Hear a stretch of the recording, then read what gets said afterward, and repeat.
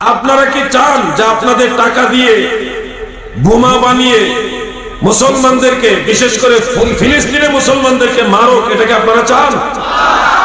কিন্তু আপনাদের টাকা দিয়ে বোমা বানিয়ে মুসলমান মারতেছে, আপনাদের টাকা দিয়ে মারতেছে।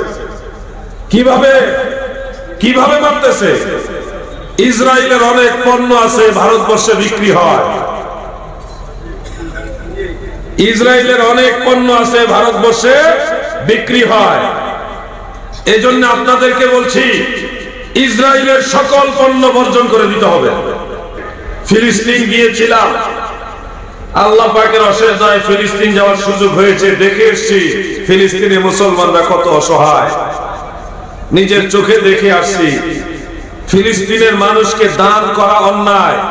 কেউ যদি দান করে, হেল্প করে টাকা পয়সা বা কোনো কিছু দিয়ে, আর সেটা যদি ইসরায়েলের পুলিশ দেখে তাকে ফায়ার করে মেরে ফেলে, গোপনে দান করতে হয়।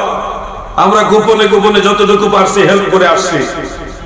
সেখানে ফিলিস্তিনের পতাকা উড়ানো অপরাধ। কেউ যদি ফিলিস্তিনের পতাকা উত্তোলন করে তাকে ফায়ার করে মেরে ফেলে, হত্যা করে ফেলে, একটা পাখি মারলে জবাবদিহিতা আছে, কিন্তু মুসলমান মারলে জবাবদিহিতা নাই। এমন এক জায়গা হলো ফিলিস্তিন। ইসরায়েল এমন ভাবে ফিলিস্তিনকে গ্রাস করে ফেলেছে, আপনারা কল্পনাও করতে পারবেন না।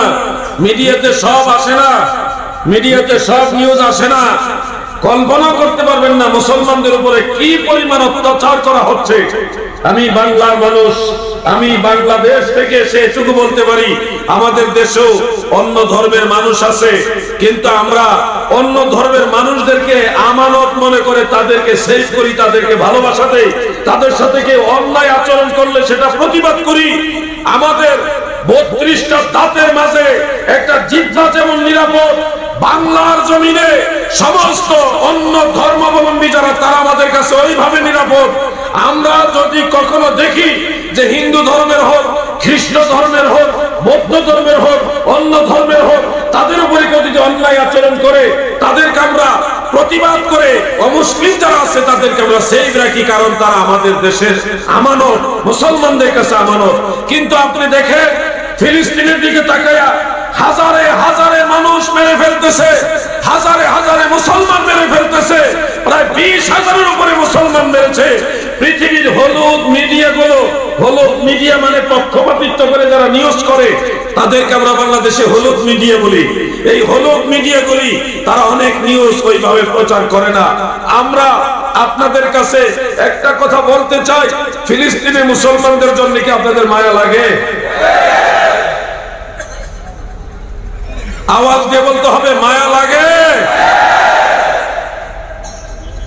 হাজার হাজার ছোট ছোট শিশুদেরকে গুলি করে মেরে ফেলছে, এমন বোমা ফেলছে, সেই বোমা পুরো বিল্ডিং সহ মানুষ যা আছে সব মুহূর্তের মধ্যে ধ্বংস হয়ে যাচ্ছে, সবাই মুহূর্তের মধ্যে ফিনিশ হয়ে যাচ্ছে।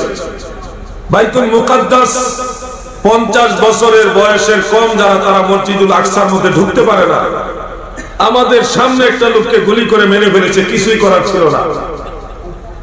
আমি আপনাদেরকে কথাগুলি কেন বলছি? মুসলমান, মুসলমান তোমরা ঐক্যবদ্ধ থাকো। মনে রাখবে, তোমাদেরকে মারলে পৃথিবীর কোন মিডিয়াও প্রচার করবে না। আর যদি তোমরা কামরা কামরি করো, সামান্য একটা বিষয় যদি এদিক সেদিক হয়, সারা পৃথিবীর মিডিয়া এটাকে ফোকাস করে দিবে, অমুক হুজুর এই কাজ করেছে। এজন্য আপনারা ঐক্যবদ্ধ থাকবেন। ফিলিস্তিনের মুসলমানদের জন্য আপনাদেরকে একটা কাজ করতে হবে। আমি আপনাদেরকে একটা প্রশ্ন করি, আপনারা কি চান যে আপনাদের টাকা দিয়ে বোমা বানিয়ে মুসলমানদেরকে, বিশেষ করে ফিলিস্তিনে মুসলমানদেরকে মারুক? এটাকে আপনারা চান? কিন্তু আপনাদের টাকা দিয়ে বোমা বানিয়ে মুসলমান মারতেছে, আপনাদের টাকা দিয়ে মারতেছে। কিভাবে কিভাবে মারতেছে? ইসরায়েলের অনেক পণ্য আছে ভারতবর্ষে বিক্রি হয়,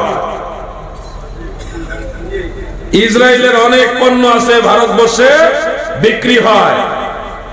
এজন্য আপনাদেরকে বলছি, ইসরায়েলের সকল পণ্য বর্জন করে দিতে হবে। তাহলে দেখবেন আপনাদের মাধ্যমে, আপনাদের পকেটের টাকা নিয়ে মুসলমানদেরকে মারতে পারবে না, ঘরে বসেও তাদের বিরুদ্ধে জিহাদ করতে পারবেন।